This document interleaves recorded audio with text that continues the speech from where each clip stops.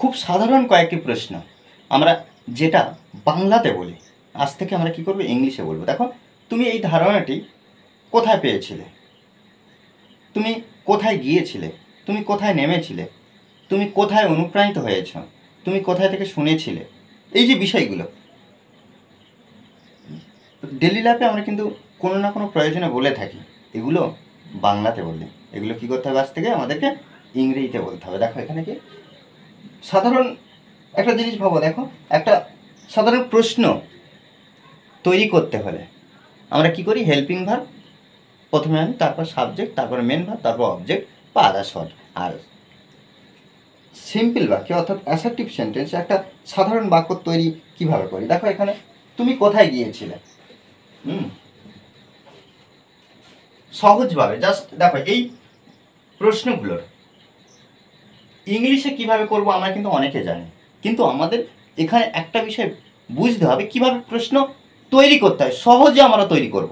যখন এই ধরনের বা এর থেকে আরও কঠিন কোনো বাংলা প্রশ্ন আমরা ইংলিশে কিভাবে তৈরি করব, সহজে কোন হেল্পিং ভার্ব কখন ব্যবহার করতে হবে, সেই জিনিসটা কিন্তু আমাদেরকে ধরে নিতে হবে। দেখো, তুমি কোথায় গিয়েছিলে, যদি এই প্রশ্নটা এই যে কোথায় এটা যদি না থাকে আর জিজ্ঞাসা চিহ্ন যদি না থাকে, তাহলে তুমি গিয়েছিলে, তুমি গিয়েছিলে, সাধারণত এই প্রশ্নটা আমরা কি করব, ইউ, গো মানে যাওয়া, আর যেহেতু গিয়েছিলে পাস্ট ফর্মে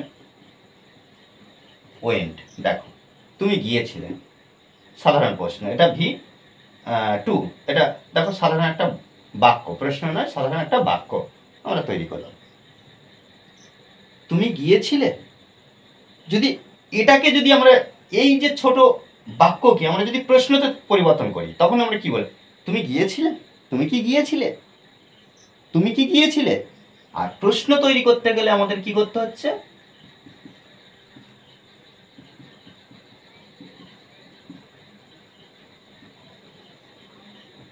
দেখো হেল্পিং ভার্ব আনতে হচ্ছে, তারপর সাবজেক্ট, তারপর মেন ভার্ব, তারপর অবজেক্ট বা আদার্স ওয়ার্ড। ঠিক আছে, এখানে অবজেক্ট বা আদার্স ওয়ার্ড যদি না থাকে আমরা দেবো না লাস্ট পজিশন, আমাদের কি করতে হবে না, প্রশ্নমূলক চিহ্ন দিতে হবে। তাহলে হেল্পিং ভার্ব কিন্তু আনতে হবে প্রত্যেকটা ক্ষেত্রে, প্রশ্নমূলক তৈরি করতে হলে আমাদের হেল্পিং ভার্ব না হলে হবে না। তারপরে আমরা সাবজেক্ট যদি পাই সাবজেক্ট দেবো, নাহলে মেন ভার্ব। দেখো তুমি গিয়েছিলে, এটা দিয়ে আমরা কিভাবে এই প্রশ্নটা কি করবো, দেখো এটা যদি V2, যদি কোনো হেল্পিং ভার্ব না থাকে প্রশ্ন করার জন্য বা নেগেটিভ করার জন্য, আমাদের কি করতে হয়, যদি এই যে V2 আছে, কোনো হেল্পিং ভার্ব নেই, V2 আছে মানে পাস্ট ফর্মে আছে, তখন আমরা কি করব, ডিড প্রশ্ন তৈরি করার জন্য আনবো। আর যদি V1 থাকতো, ভার্ব প্রেজেন্ট ফর্ম থাকতো, তখন আমরা কি করতাম, সাবজেক্ট অনুযায়ী ডু অথবা ডাজ নিয়ে আসতাম। অর্থাৎ হেল্পিং ভার্ব প্রথমে বসাতে হয়, তো দেখো এই কোশ্চেন তাহলে V2 আছে, তাহলে V2 অর্থাৎ গো থেকে ওয়েন্ট আছে, ওয়েন্ট আছে, তার জন্য আমরা কি করব, ডিড দিয়ে প্রশ্ন করব। দেখো প্রথমে ডিড বসিয়ে দিলাম, তাহলে হেল্পিং ভার্ব হয়ে গেল, এক নম্বর শর্ত মিলে গেল। তাহলে এবার কি করতে হবে, সাবজেক্ট, সাবজেক্টকে অলরেডি দেখো পড়ে আছে ইউ, তাহলে এখানে আমরা ইউ বসাবো, তাহলে ডিড ইউ।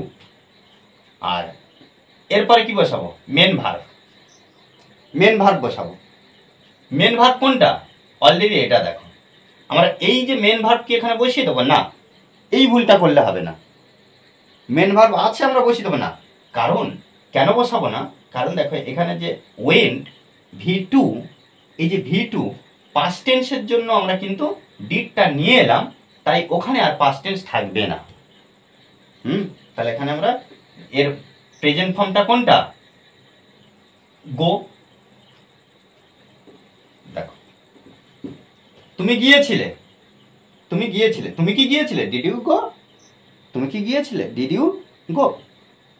দেখো এটা V2, অর্থাৎ পুরো প্রশ্নটা কি হচ্ছে, পাস্ট টেন্সে হয়ে যাচ্ছে, পাস্ট টেন্স হয়ে যাচ্ছে, আর যেহেতু এই বাক্যটা পুরোটা পাস্ট টেন্স, এভাবে কিন্তু আমাদের করতে হবে। আর এখানে ছিল কি, এবারে দেখো প্রশ্নটা আমরা ব্যবহার করছি, এখানে ছিল কি, তুমি কোথায় গিয়েছিলে, কোথায়, এখানে আমরা করেছি তুমি কি গিয়েছিলে, ডিড ইউ গো, তুমি কোথায় গিয়েছিলে, এই যে কোথায়, এটা কিন্তু WH ওয়ার্ড, এখানে ডাব্লিউএইচ কোশ্চেন তৈরি করতে হলে কিছুই করতে হয় না, শুধু হেল্পিং ভার্বটা আমরা খুঁজে নিলাম, অর্থাৎ ইয়েস নো তৈরি, ইয়েস নো প্রশ্ন তৈরি করলাম। ইয়েস নো প্রশ্ন তৈরি করার পরে কোথায়, তার জন্য হোয়ার ব্যবহার করব। দেখো এবার আমরা যদি বলি হোয়ার ডিড ইউ গো, তুমি কোথায় গিয়েছিলে, তাহলে দেখো এবার হয়ে যাচ্ছে তো, হোয়ার ডিড ইউ গো, তুমি কোথায় গিয়েছিলে, ডাব্লিউএইচ কোশ্চেন হলো। তাহলে এখানে দেখো তুমি কোথায় গিয়েছিলে, হোয়ার ডিড ইউ গো, ব্যাস। তুমি কোথায় ঘুমিয়েছিলে, হ্যাঁ, তাহলে একইভাবে হোয়ার ডিড ইউ, ঘুমানো ইংরাজি কি, sleep, where did you sleep বা অ্যাসলিপ, যে কোনো একটা ব্যবহার করতে পারি। তাহলে এখানে লিখবো কি, অ্যাসলিপ ব্যবহার করতে হবে বা স্লিপ ব্যবহার করতে হবে। ওকে, তুমি কোথায় অপেক্ষা করেছিলে, তাহলে একইভাবে কি, হোয়ার ডিড ইউ ওয়েট। তুমি এটা কোথায় শুনেছিলে, হ্যাঁ, একইভাবে দেখো where did you, where did you hear, এটা, ইট বা ওটা যখন হবে দ্যাট, আমরা এখানে যদি এটা আছে ইট বা দিস, এই এই যে জিনিসটা কোথায় শুনেছিলে। তুমি কোথায় বিয়ে করেছিলে, তাহলে where did you married, where did you married. তুমি এই ধারণাটি কোথায় পেয়েছিলে, তাহলে where did you get this idea, where did you get this idea.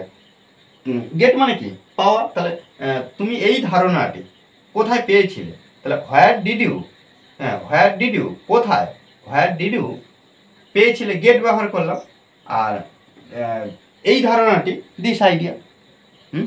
তাও দেখো তুমি কোথায় নেমেছিলে, আচ্ছা কোথায় নেমেছিলে, এখানে আমরা একইভাবে কি করব, where did you, where did you get off, আচ্ছা গেট অফ বলতে নামা, আর তুমি কোথায় অনুপ্রাণিত হয়েছিলে,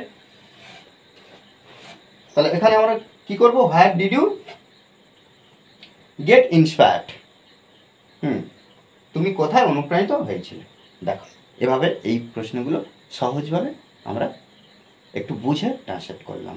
আর এই ধরনের কিছু প্রশ্ন তোমরা নিজেরা একটু আমাকে কমেন্টসে জানাবে, এই ধরনের প্রশ্ন, অর্থাৎ এই স্ট্রাকচারে।